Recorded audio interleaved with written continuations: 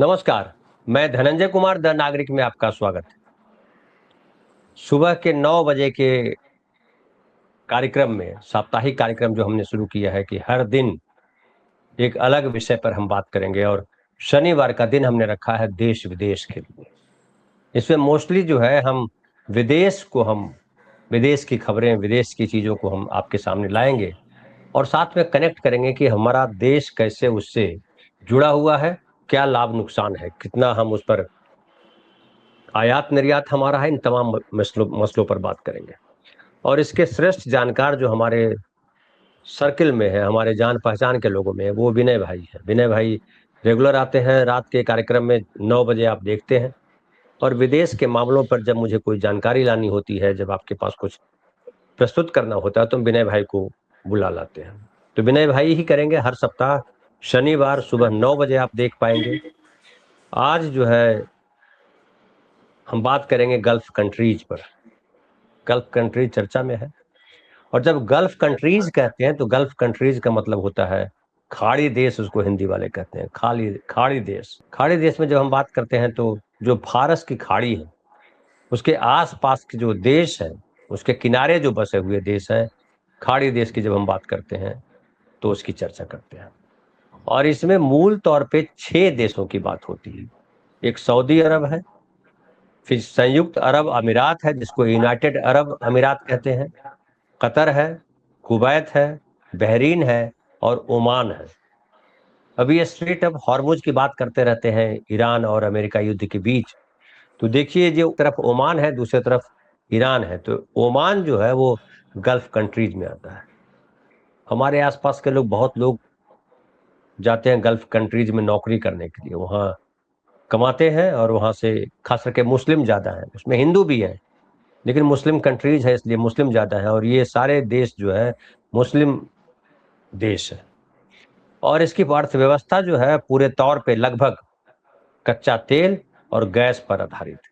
हमारे देश में भी जो कच्चा तेल और गैस आता है वो इन्हीं देशों से आता है, और इन्हीं सब पर हम बात करेंगे। हमारे साथ विनय भाई हैं। विनय भाई नमस्कार, आपका स्वागत है।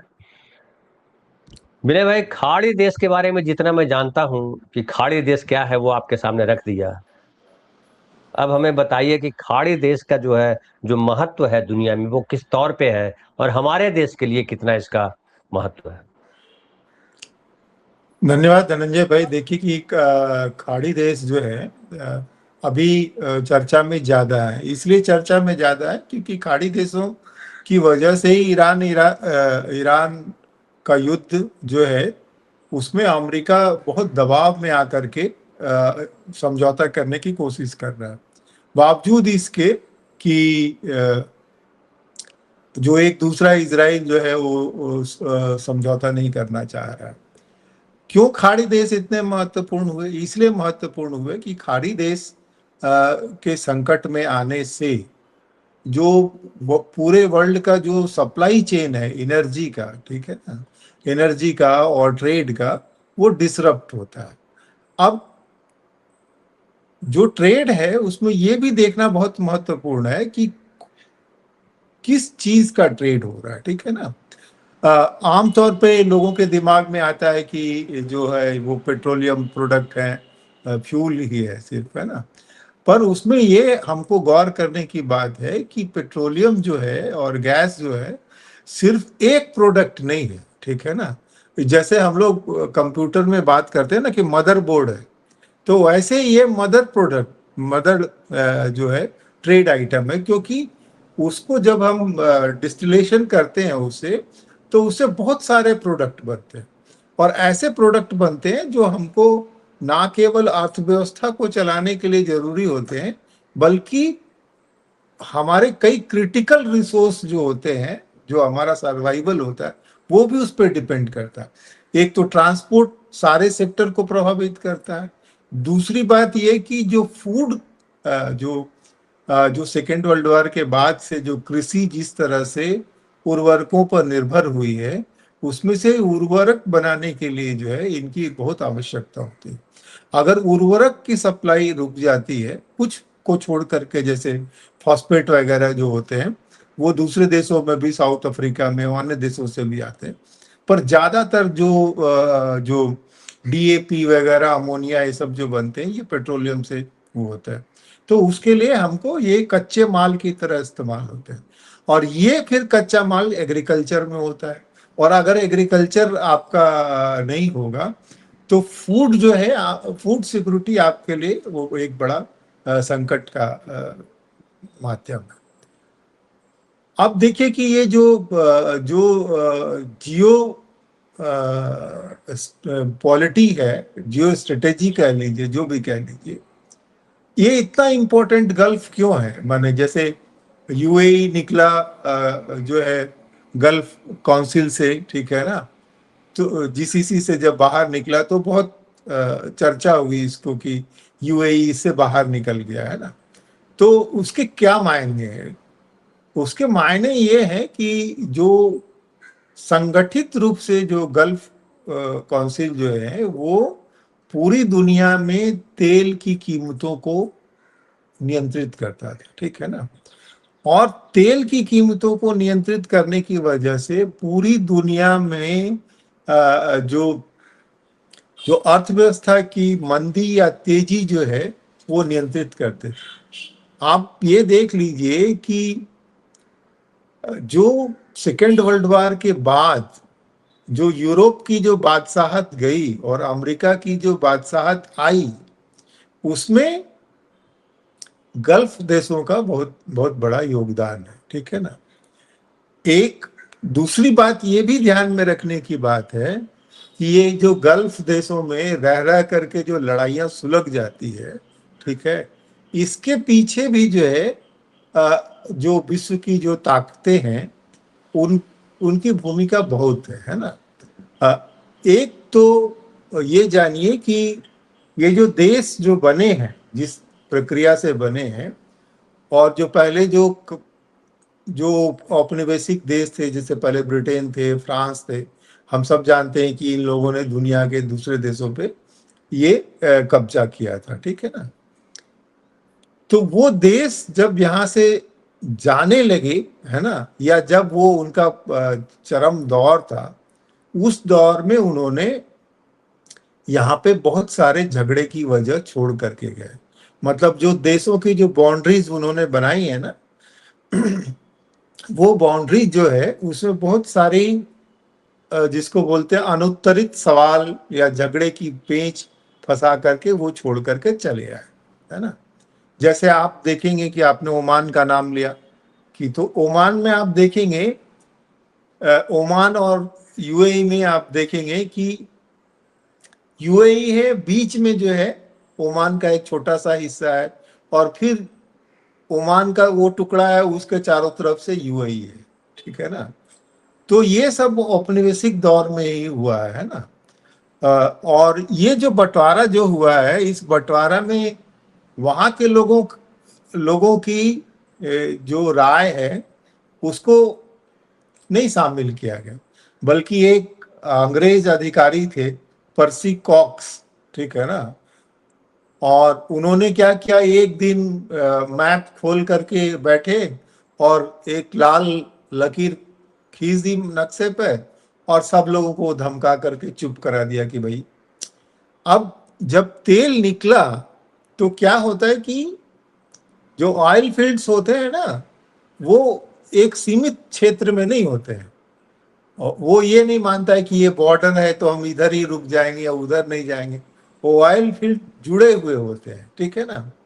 अब उसमें जो समस्या ये होती है कि जो देश आसपास हैं और ऑयल फील्ड इधर से जा करके उधर तक फैला हुआ है, दो देशों के बीच में फैला हुआ है, तो जिस देश के पास में ज्यादा वित्तीय संसाधन होते हैं, ज्यादा टेक्नोलॉजी होती है, उत्तर टेक्नोलॉजी होती है, वो ज्यादा तेल निकाल पाते हैं, है ना।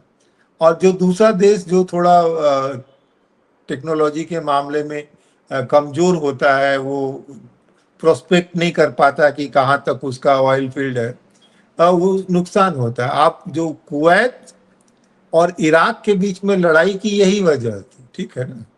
इराक का कहना था कि कुवैत जो है हमारे जो तेल के कुएं हैं उससे वो इतने मिलियन का तेल उसने निकाल लिया, और दूसरी बात ये कि जब बनाया गया नक्शा इराक का और कुवैत का, उसी समय में इराक को ऐसा बनाया गया कि उसके पास में कोई अच्छा बंदरगाह हाथ नहीं आया उसके, जहां से वो तेल निर्यात कर सकता है, ठीक है ना। तो वो झगड़े की एक वजह वहां पर वे छोड़ ही गए, है ना।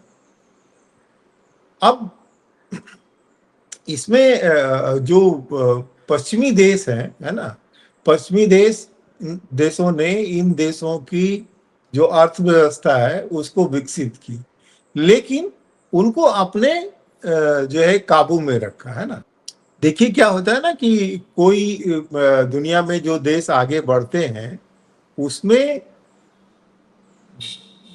दोनों चीजों की भूमिका होती है। एक तो आपकी ज्योग्राफिकल लोकेशन की बहुत भूमिका होती है, और दूसरा इस चीज की भूमिका होती है टेक्नोलॉजी और एजुकेशन की, ठीक है ना।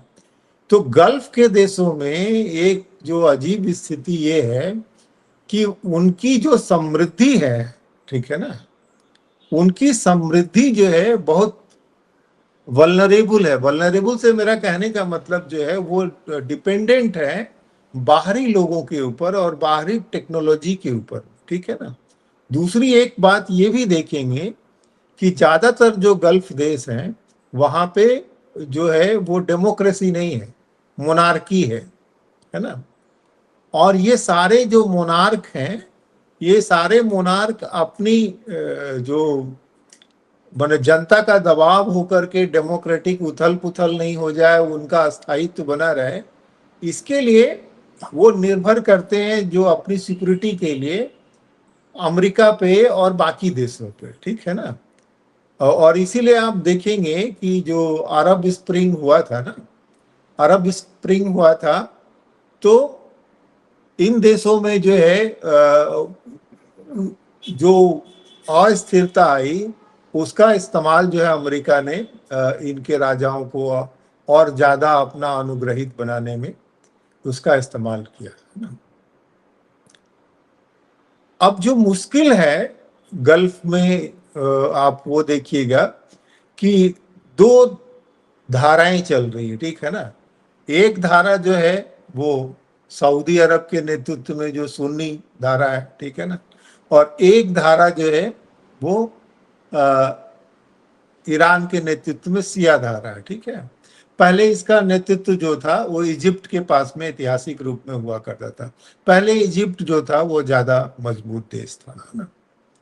अब अब वो भी देखेंगे आप कि जो मुस्लिम देश हैं उसमें दो तरह के देश हैं। एक तो जो इजराइल से लड़ करके उन्होंने एक ढंग से राजनीतिक रूप से समझौता कर लिया है और उसके साथ वो सहयोग थोड़ा बहुत जो है प्रत्यक्ष अप्रत्यक्ष रूप से कर रहे हैं, ठीक है ना।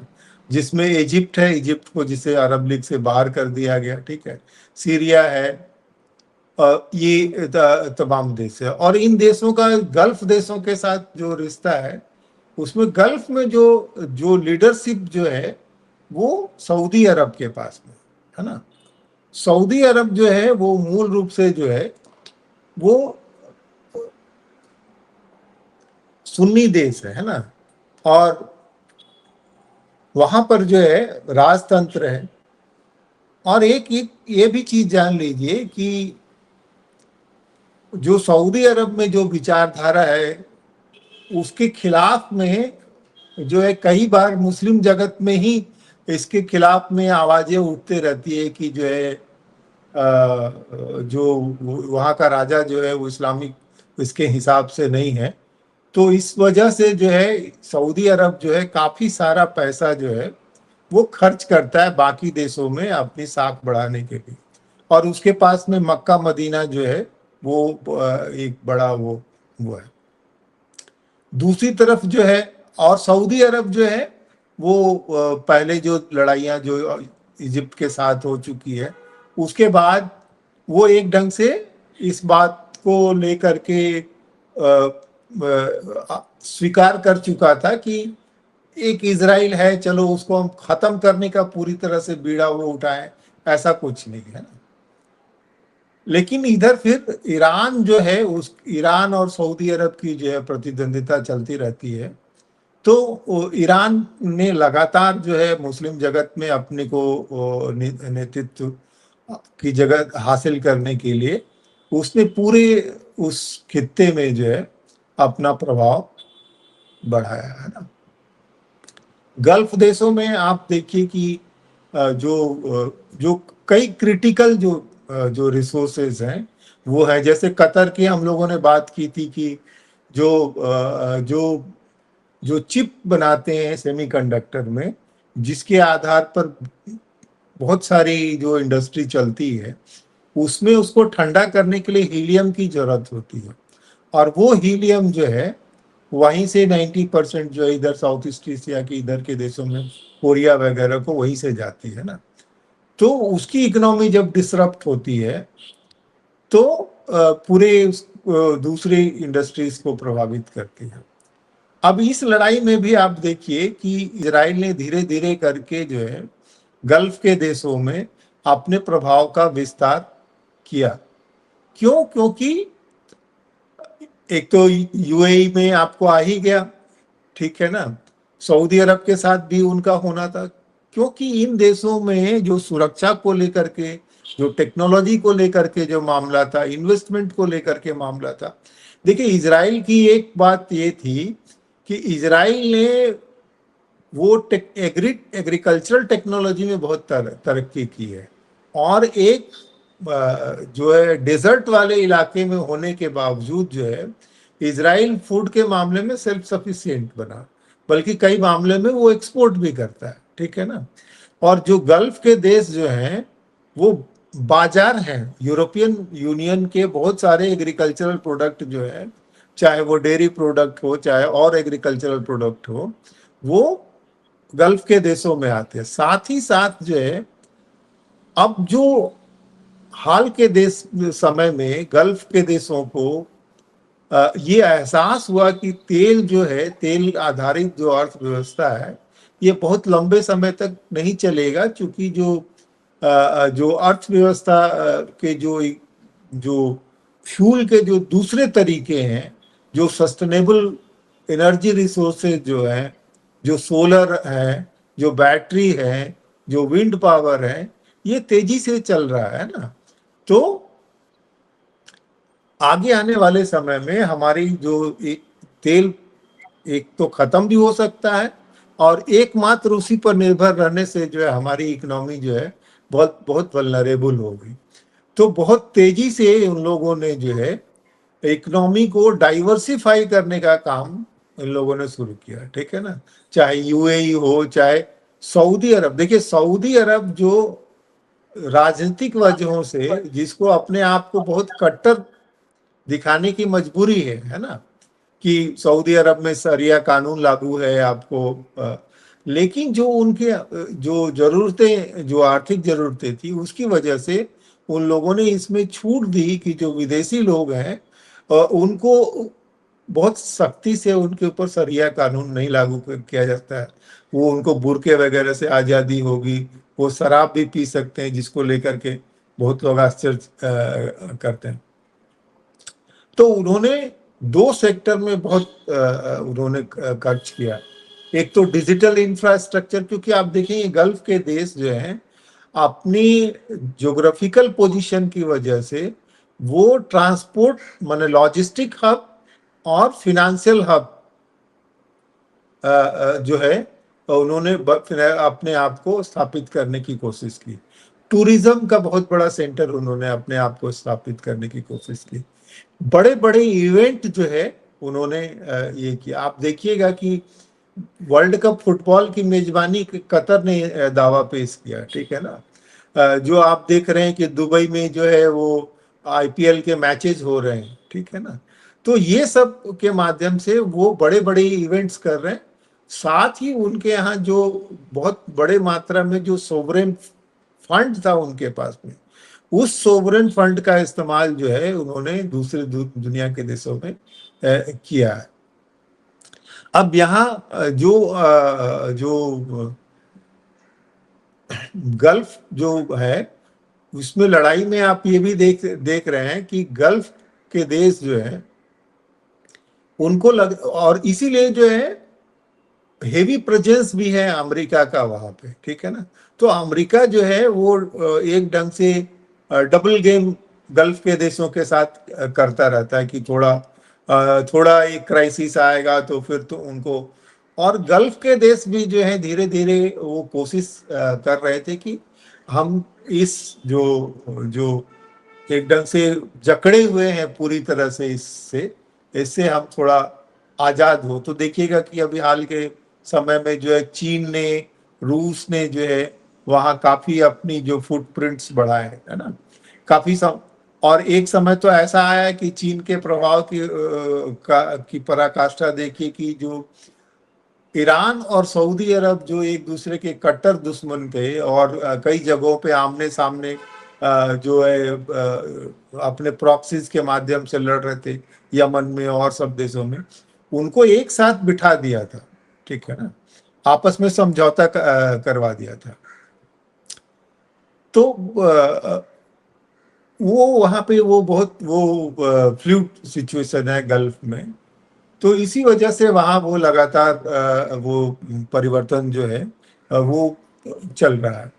अब गल्फ के देशों को ये महसूस हो रहा है कि जो अमेरिका इस लड़ाई का जो है अपने हित में फायदा हो रहा है और अंत में उनका ज्यादा नुकसान हो रहा है, क्योंकि ईरान ने जितने मिसाइल इसराइल पे नहीं चलाए उससे ज्यादा मिसाइल जो है यूएई पे और कतर पे चला, क्योंकि उसको लगा कि इनको नुकसान पहुंचा करके वो ज्यादा दबाव जो है अमेरिका और इजराइल पे डाल सकता है। और ये भी इससे बाहर आए कि इजराइल ने जो है इनको इतना क्रिटिकल रिसोर्सेस अपना माना कि जो आयरन डोम टेक्नोलॉजी है उनका जो उसको बहुत खास मानते हैं, उसको भी उन्होंने यूएई को दिया।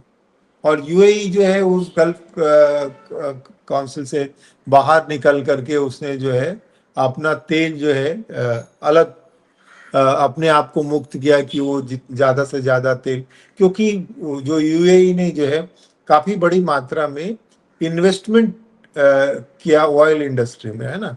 तो उसको ये ध्यान है कि जो है हमारा नेट रेट ऑफ रिटर्न तभी ठीक होगा जब हम जितनी जल्दी ज्यादा से ज्यादा तेल जो है वो बेच पाएंगे। तो वो एक उनका वो ये रहा। बाकी इतिहास में आप देखेंगे कि इन देशों की जो जन्म हुआ है वो जन्म में ही कूटनीति छल सारी चीजें उसमें शामिल है, ठीक है ना।